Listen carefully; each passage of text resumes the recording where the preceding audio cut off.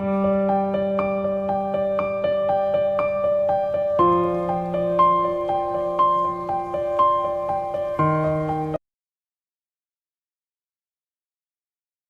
Friends, welcome back to my channel. ఈ రోజు మనం ఈ వీడియోలో 19th ఎపిసోడ్ని చూద్దాము. రండి డైరెక్ట్గా ఎపిసోడ్లోకి వెళ్ళిపోదాము. లీవు పూర్తిగా జీనాని చూసుకోవడంలో బిజీగా ఉంటాడు. ప్రతి భోజనానికి చాలా వంటలు చేస్తాడు. జీనా ఎక్కువ తినలేకపోయినా అతను మాత్రం ప్రేమగా వండి పెడుతూనే ఉంటాడు. తిన్నాక జీనా మళ్ళీ బుక్ చదువుతుంది. లీవు కూడా మళ్ళీ తన పక్కనే కూర్చుంటున్నాడు. నువ్వు ఇలానే కూర్చుని ఉండబోతున్నావా అని అడుగుతుంది. మీకేం కావాలో చెప్పండి, తెచ్చిస్తాను. నాకేం అవసరం లేదు. నువ్వు కాసేపు హాల్లో టీవీ చూడొచ్చు కదా. నాకేమైనా అవసరమైతే నేను నిన్ను పిలుస్తాను. నాకు టీవీ చూడాలనిపించడం లేదని అంటున్నాడు. జీనా ఇంకేం మాట్లాడలేక హెడ్ ఫోన్స్ పెట్టుకుని బుక్ చదవడానికి ట్రై చేస్తుంది. కానీ తన వల్ల కావడం లేదు. జీనా బాత్రూమ్ కి వెళ్ళాలి అనుకుని తన స్టిక్ ఇవ్వమని అడుగుతుంది. రండి నేను తీసుకుని వెళ్తానని అంటున్నాడు. నేను రెస్ట్ రూమ్ కి వెళ్ళాలిరా, నువ్వు అక్కడికి ఎలా రాగలవు? నా స్టిక్ ఇవ్వు చాలు అని అడుగుతుంది. ఓకే అనేసి లీవు స్టిక్ తెచ్చి ఇస్తున్నాడు. కానీ ఆ స్టిక్ తో జీనా సరిగా నడవలేకపోతుంది, పడిపోబోతూ ఉంది. కానీ లీవు వెంటనే ఆమెని చేతుల్లో ఎత్తుకొని బాత్రూమ్ లోకి తీసుకుని వెళ్లి జాగ్రత్తగా కమోడ్ మీద కూర్చోబెడుతున్నాడు. జీనాని పర్మిషన్ అడగకుండానే ఎత్తుకుంటున్నాడు. జీనాకి మాత్రం కాస్త షైగా ఉంది. నువ్వు బయటకు వెళ్ళు అని అంటుంది. లీవు డోర్ దగ్గరే వెయిట్ చేస్తుంటాడు. డోర్ కి కాస్త దూరంగా నిలబడు అని అంటుంది. ఆమె చెప్పినట్టుగానే కొంచెం దూరంగా నిలబడి వెయిట్ చేస్తున్నాడు. అప్పుడే జీనా ఫోన్ కి ఒక మెసేజ్ వస్తుంది. చున్చాంగ్ మెసేజ్ పంపించినట్టు ఉంది. లీవు నిన్ను బాగా చూసుకుంటున్నాడా లేక నేను రావాలని అడుగుతుంది. అంతలో జీనా పిలుస్తుంది. మళ్ళీ పర్మిషన్ అడగకుండానే తనని ఎత్తుకుంటున్నాడు. రే, నెక్స్ట్ టైం నన్ను ఎత్తుకునే ముందు నాకు ఒకసారి ఇన్ఫార్మ్ చేయరా అని అంటుంది. ఆ మాటలు వినగానే లీవుకి నవ్వొస్తుంది.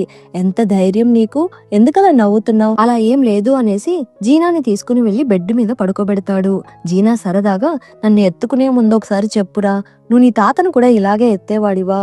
లీవు నవ్వుతూ, లేదు లేదు, మీరిద్దరు వేరు వేరు, మీరు అమ్మాయి కదా అని అంటున్నాడు. ఆ తర్వాత లీవు బయటకు వెళ్లి చున్చాంగ్ కి మెసేజ్ చేసి, మీరేం రావాల్సిన అవసరం లేదు, నేను చూసుకుంటున్నాను, మీరేం టెన్షన్ పడకండి అని అంటున్నాడు. చున్చాంగ్ కూడా సరేనని చెబుతుంది.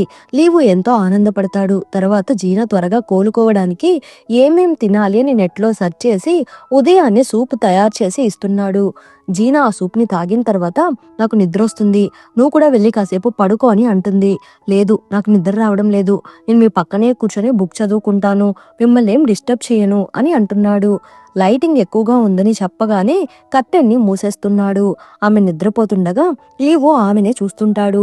ఆ తర్వాత మీరు చాలా అందంగా ఉన్నారని చెప్పేస్తాడు. జీనాకి ఏం మాట్లాడాలో అర్థం కాక మౌనంగా ఉంటుంది.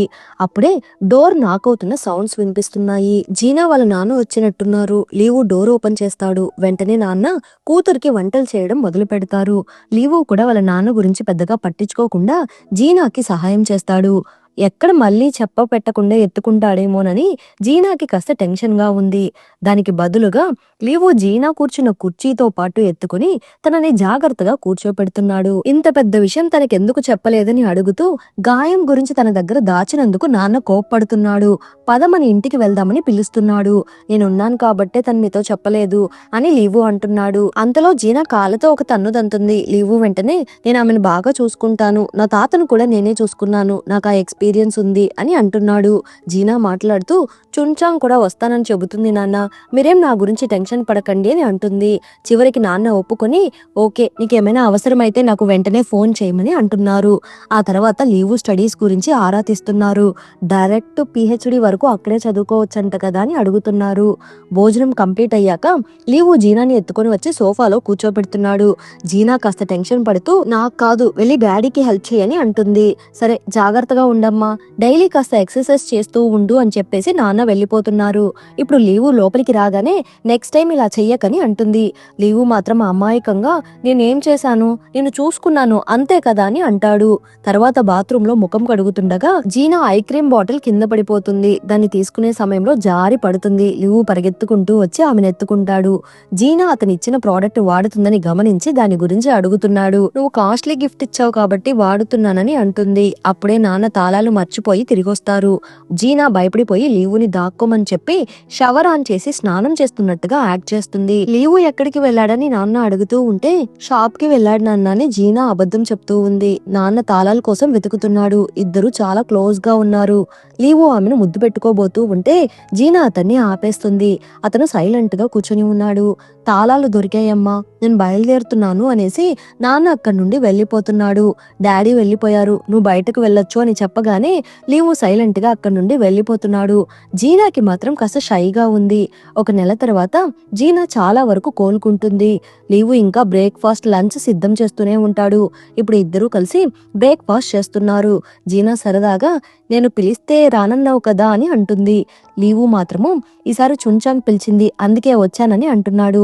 ఆమె నవ్వుతూ అయితే నేను పిలిస్తే రావా అని అడుగుతుంది. లీవు మాత్రం సమాధానం చెప్పకుండా నవ్వుతూ తప్పించుకుంటున్నాడు. కాలేజ్కి టైం అయింది అని చెప్పగానే లీవు కాలేజ్కి వెళ్ళిపోతున్నాడు. అప్పుడు ఆఫీస్ గ్రూప్ లో కొత్త ప్రాజెక్ట్ గురించి ఒక మెసేజ్ వస్తుంది. బియావో మోటార్స్ కొత్త ప్రాజెక్ట్ మేనేజర్ గా మిస్టర్ సాంగ్ నియమితులయ్యారని మెసేజ్ వస్తుంది. జీనా వెంటనే తన కొలిక్కి మెసేజ్ చేస్తుంది. కాలేజ్ లో ఒక అమ్మాయి ఇంటర్న్షిప్ గురించి అడుగుతూ ఉంటుంది.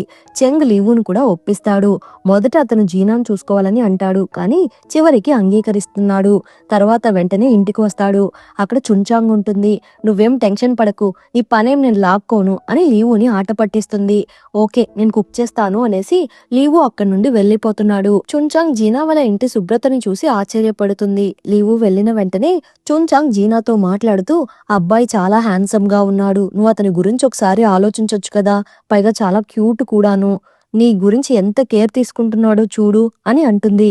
అతని కేర్ నచ్చుతుంది, కానీ అన్నా చెల్లెల బంధాన్ని నేను దాటలేను, అతని కేరింగ్ నచ్చితే ఒకసారి డేటింగ్ ట్రై చేయమని చెప్పి చుంచాంగ్ సలహా ఇస్తుంది. ఆ మాటలు విని జీనా నిశ్శబ్దంగా ఉంటుంది. ఎందుకంటే ఆమెకి ఇప్పుడే ఏం చేయాలి ఏం చేయకూడదు అని అర్థం కావడం లేదు. ఇప్పుడు రాత్రి అవుతుంది. జీనా లీవుకి మెసేజ్ చేస్తుంది. నిద్రపోయావా అని అడుగుతుంది. అతను లేదని అంటున్నాడు. అలాగే ఆమె రూమ్ లోకి వెళ్ళబోతూ ఉంటే వెంటనే మరొక మెసేజ్ వస్తుంది. నా రూమ్ లోకి రావద్దు, బయటే ఉండు అని. ఆ తర్వాత జీనా లీవుని ఒక క్వశ్చన్ అడుగుతుంది. నువ్వు నన్ను నిజంగానే ఇష్టపడుతున్నావా అని. అతను అవునని అంటున్నాడు. వెంటనే జీనా అతనికి కాల్ చేస్తుంది. లీవు ఆమె రూమ్ బయట నిలబడుకుని కాల్ అటెండ్ చేస్తున్నాడు. నాకు ఇప్పుడే నీ లవ్ ని యాక్సెప్ట్ చేయాలో వద్దో అర్థం కావడం లేదు. మన ఇద్దరి మధ్య వయసు తేడా ఉంది. రేపు నీకు ఇంకొక అమ్మాయి కూడా నచ్చొచ్చు, నాకు కూడా వేరే ఎవరైనా అబ్బాయి నచ్చొచ్చు. మన మధ్య చాలా సమస్యలు రావచ్చు. పేరెంట్స్ కి చెప్పడం కూడా కష్టము. పైగా నాకు డివోర్స్ అయిన తర్వాత నేను కొత్త రిలేషన్షిప్ కి రెడీగా లేను. లీవు నేను అన్ని సమస్యలను చూసుకుంటానని అంటున్నాడు. ఇంకొన్ని రోజుల్లో నా కాలు కూడా బాగుపడుతుంది.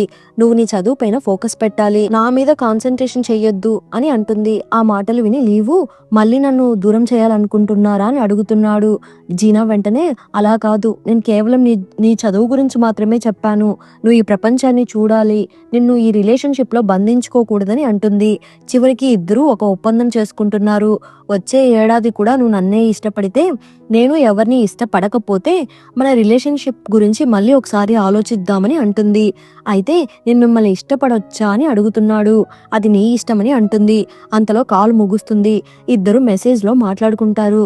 అయితే మీరు నన్ను చిన్న పిల్లాడిలాగా తమ్ముడిలాగా చూడొద్దు, ఒక మ్యాన్ లాగా చూడండి అని లీవు చెబుతాడు. జీనా నవ్వుతూ okay good night young Mann, ఇంకా పడుకోండి అని అంటుంది. లీవు పడుకుంటాడు, కానీ అతనికి నిద్ర రాదు. జీనా తన గురించి ఆలోచిస్తానని చెప్పింది కదా, ఇంకెవరైనా ఆమెకి నచ్చుతారేమోనని అతను కాస్త టెన్షన్ పడుతుంటాడు. ఇంకా మెసేజ్ చేస్తూ నిద్రపోయావా అని అడుగుతున్నాడు. జీనా లేదని అంటుంది. నాకు నిద్ర రావడం లేదని అంటున్నాడు. సరే ఇప్పుడైనా ఫోన్ పక్కన పెట్టి నిద్రపో అని అంటుంది. చివరకు అతను ఫోన్ పక్కన పెట్టేసి నిద్రపోవడానికి ట్రై చేస్తున్నాడు. ఉదయం లేవగానే హీరోయిన్ మొదట ఫోన్ తీసుకుని చూస్తుంది. నిన్న రాత్రి హీరోతో జరిగిన క్యూట్ సంభాషణ గుర్తు చేసుకుని మెల్లగా స్మైల్ ఇస్తుంది. వెంటనే లీవుకి నా రూమ్ కి రా అని మెసేజ్ చేస్తుంది. అతను రాకముందే అద్దం ముందు నిలబడుకుని జుట్టు సరి చేసుకుని తన లుక్ బాగుందా లేదా అని చూసుకుంటుంది. ఆ తర్వాత ఇప్పుడు రావచ్చు అని మళ్ళీ మెసేజ్ చేస్తుంది. హీరో రూమ్ లోకి వచ్చాక ఒకలాగా నవ్వుతూనే ఉంటాడు. ఎందుకలా నవ్వుతున్నావు? ఏమో నాకే తెలియడం లేదు, కానీ నాకు చాలా హ్యాపీగా ఉంది, నవ్వు ఆపుకోలేకపోతున్నాను అని అంటున్నాడు. ఆమె సరదాగా నువ్వు ఇలా నవ్వుతూ ఉంటే మన విషయం మా నాన్నకి తెలిసిపోతుంది అని అంటుంది. హీరో వెంటనే డోర్ మూసేసి ఆమె పక్కనకొచ్చి కూర్చుంటున్నాడు. ఇద్దరికి మధ్య ఫీలింగ్స్ పెరిగిపోతాయి. ఇక పైనుంచి నన్ను ఎత్తేటప్పుడు ముందుగా చెప్పు, ఇలా ఒక్కసారిగా నన్ను ఎత్తొద్దు, అయితే నేను ఇప్పుడు ఎత్తబోతున్నానని చెబుతున్నాడు. ఆమెను ఎత్తుకొని వాష్రూమ్‌కి తీసుకొని వెళ్తున్నాడు. అంతటితో ఎపిసోడ్ ఎండ్ అయింది. మళ్ళీ నెక్స్ట్ ఎపిసోడ్‌లో కలుద్దాం. ఈ ఎపిసోడ్ ఎలా ఉన్నదో తప్పకుండా కమెంట్ చేయండి. ప్లీజ్ సపోర్ట్ చేయండి. Thanks for watching.